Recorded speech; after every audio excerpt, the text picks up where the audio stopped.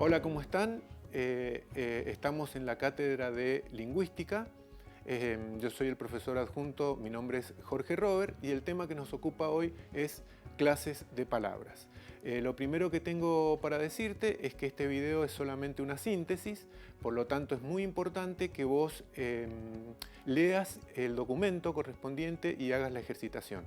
Es decir, este video te puede servir como una buena introducción o, si querés, al final como una síntesis de lo que has estudiado, pero te repito, lo importante es que leas el documento y hagas la ejercitación. Bien, como decíamos, el tema que nos ocupa es clases de palabras. Cuando hablamos de clases de palabras, estamos hablando de categorizar, es decir, agrupar palabras según categorías. Este no es un tema nuevo para vos porque lo has venido viendo desde la primaria y en la secundaria claramente, es decir, cuando vos hablabas de sustantivos, adjetivos y verbos, estabas categorizando palabras.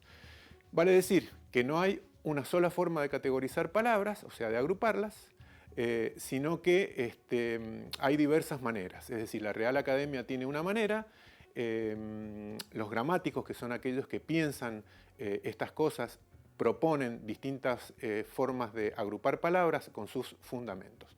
Pero nosotros nos vamos a guiar por una clasificación que tiene dos grandes grupos de palabras. La primera de ellas son los lexemas, que son aquellas palabras que tienen un significado preciso, como por ejemplo la palabra mesa. Vos la palabra mesa la podés descomponer en sema. Mesa significa digamos, mueble que tiene una tabla con patas para apoyarse. Frente a esto, el otro gran grupo de palabras que tenemos son los gramemas. Los gramemas se caracterizan por no poder ser descompuestos en semas, en rasgos de significados. Por ejemplo, si yo digo la palabra yo, en la frase supongamos, yo estoy estudiando clases de palabra, yo es un gramema porque significa Jorge Robert. Pero si lo decís vos, y ojalá que lo digas, que estás estudiando, yo estoy estudiando clase de palabra, ese yo va a significar el nombre tuyo. Veamos este ejemplo que tenemos en el Power. Un auto sospechoso que no conocía me pasó velozmente ayer. Fíjate, las palabras que están en azul, auto, sospechoso, no, conocía, pasó y velozmente, son lexemas. Las palabras que tenés en rojo, un, que, me y ayer, son gramemas. No pueden ser descompuestos en semas. Los lexemas. Los lexemas son los sustantivos, por ejemplo, auto, los verbos, por ejemplo, correr, los adverbios, por ejemplo, velozmente, y los adjetivos, por ejemplo, sospechosos. Tenemos, por otra parte, cuatro grandes tipos de gramemas. En primer lugar tenemos los adjetivos gramémicos, es decir, fíjate que recién dijimos que habían adjetivos que eran lexemas, eran adjetivos lexemáticos, y ahora tenemos adjetivos gramémicos. ¿En qué se parecen? En que ambos se adscriben, modifican, están juntos a un sustantivo. En eso se parecen. ¿En qué se diferencian? En que uno, te repito, puede ser descompuesto en rasgos, y tienen un significado preciso, y los gramemas no pueden ser descompuestos en rasgos. Primera clase, los demostrativos. Este, ese y aquel y sus derivados. Cuando decimos derivados, nos referimos a las variantes de género y número. Por ejemplo, en este, estos, esta, estas. Ese, esos, esas, etc. Los posesivos, que posesivos pueden también ser llamados personales, o sea, posesivos y personales muchas veces se toman como sinónimos, aunque no lo son. ¿Por qué? Porque, por ejemplo, si yo digo la clase mía, por dar un ejemplo, no significa que yo posea la clase, sino simplemente que son estudiantes que toman clases conmigo, es decir, tienen una referencia personal. Posesivos o personales son adjetivos gramémicos también. Acá tenemos ejemplos, la casa esta, la casa mía. Ahí tenemos dos adjetivos gramémicos y fíjate que están adscriptos. ¿Eso qué quiere decir? Están pospuestos al sustantivo casa. Ahí te lo recuerdo detrás del sustantivo. Segunda clase de gramemas, los presentadores. Se llaman así porque presentan al sustantivo. Esto quiere decir que van a estar delante del sustantivo.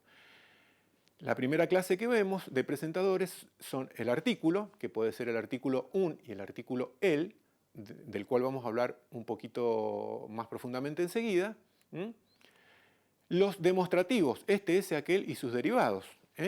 Derivados dijimos que eran las variantes de género y número. Y los personales, que corresponden a tres tipos. Primera persona, mi, mis, nuestro, nuestras. Segunda persona, vuestros, vuestras, etc. Tercera persona, su, sus. Volvamos un poquito, como te dije, a los presentadores artículos. Tal como te dije recién, tenemos un presentador un y el presentador el. Te repito que son aquellos que están delante del sustantivo. Un generaliza, significa que presenta información nueva. El particulariza. ¿Qué quiere decir esto? Que presenta información conocida. Fijémonos en un ejemplo. Un estudiante vino a verme ayer. El estudiante tenía dudas. Fíjate, en la primera oración te hablo por primera vez del estudiante, por lo tanto te estoy presentando información nueva. En la segunda oración ya te he hablado del estudiante, por lo tanto es información conocida. Entonces, para la información nueva, un estudiante vino ayer, uso un, lo presento con un. Y cuando lo digo por segunda vez, cuando es información conocida, utilizo el presentador el. Entonces, vamos a retomar un poquito un concepto del que te vengo repitiendo hace bastante. Hay palabras que se relacionan con el sustantivo, es decir, algunos presentadores y los adjetivos gramémicos se relacionan con el sustantivo. Los presentadores demostrativos y personales van delante del sustantivo, aquella casa, mi casa. En cambio, los adjetivos gramémicos se ascriben. Ascriben quiere decir que van detrás del sustantivo. Por ejemplo, la casa esta, la casa tuya. Tercera clase, de gramemas, los deícticos. La palabra deícticos viene de deixis, del griego deixis, que en nuestro idioma dio la palabra dedo. ¿Eso qué significa? Señalar, señalar. O sea, los deícticos son palabras que señalan elementos del contexto.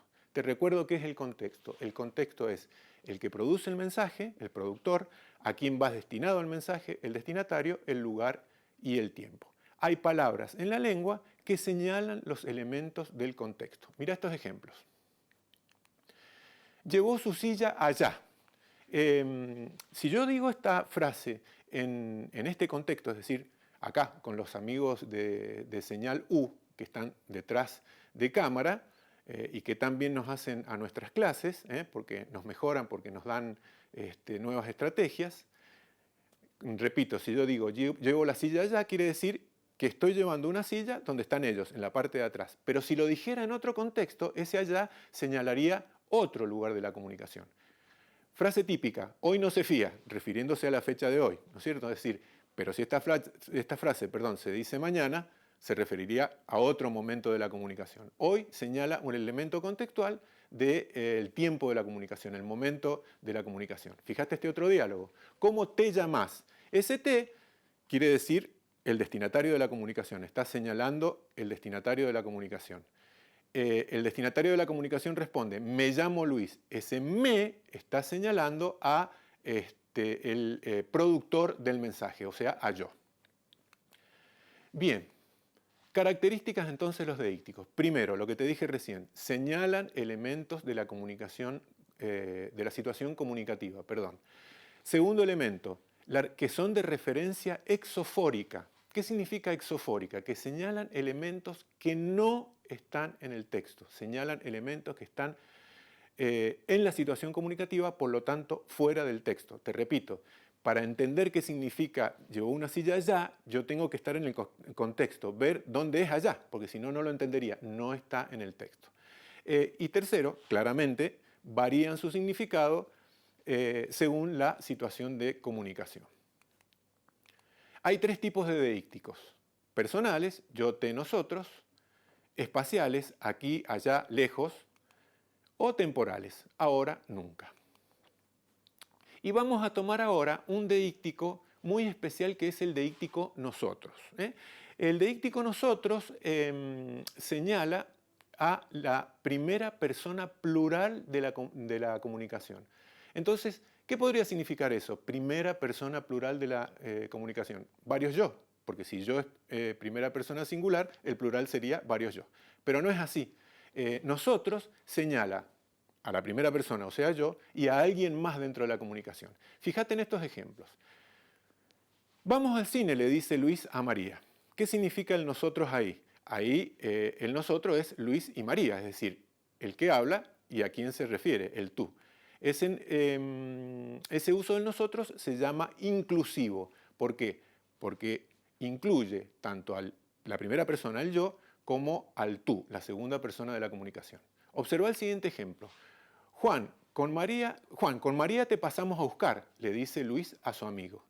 Fíjate que en este caso, el productor de la comunicación le está hablando a una segunda persona, pero en ese nosotros que te pasamos a buscar no está incluido él, porque a él es al quien hay que pasarlo a buscar. Ese uso del nosotros se llama exclusivo, porque es yo más él, en este caso yo y María, y excluye el tú, o sea, Juan, a vos, mejor dicho, perdón, te vamos a pasar a buscar. Otro ejemplo. Rendimos en el aula 9, le dice Juan a Luis. Ellos en la 12. Fíjate que ese uso del nosotros incluye a 3 personas. Yo, tú y él. Es decir, yo, a vos que te estoy hablando y los que van a rendir conmigo. Y excluye a los que rinden en el aula 12. Entonces hablamos de un nosotros excluyente. Otro caso. Los profesores haremos paro, le dice Raúl a su colega. En este caso, hablamos de un nosotros colectivo, porque es yo más tú más él. Y finalmente lo podemos usar de una manera universal, cuando decimos frases como, por ejemplo, los seres humanos somos así. En ese caso, nosotros significa yo más todo. A continuación, te voy a dejar un video y te pido que hagas 2 cosas. Primero, que identifiques dónde está el uso del nosotros, que en varias partes del video se utiliza el nosotros. Y por otra parte, que me clasifiques ese uso del nosotros de acuerdo a esta clasificación que te he presentado yo ahora. Brahma 420 palos negros. Muchas gracias.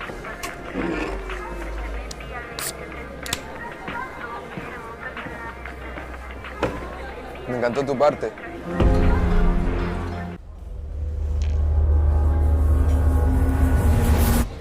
¿Somos nosotros 2 nomás?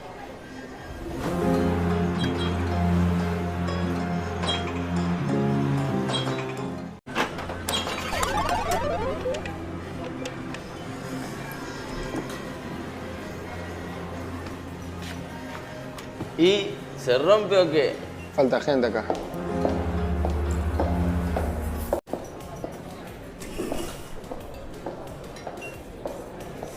Ah, ahora sí estamos todos. Casi todos.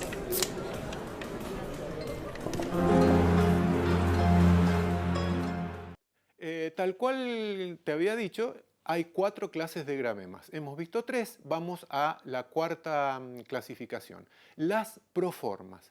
Las proformas son elementos, o sea, son palabras que señalan referentes dentro del texto. Se refieren a elementos que están presentes en el texto. Mira unos ejemplos. Por ejemplo, el perro estaba contento, tenía su casa nueva. Ese su es una proforma. ¿Por qué? Porque se refiere o reemplaza la palabra perro, es decir, la casa del perro era nueva. En este caso, fíjate que la proforma está después de su referente, por lo tanto se llama anafórica. Si la proforma está antes del referente, se llama catafórica.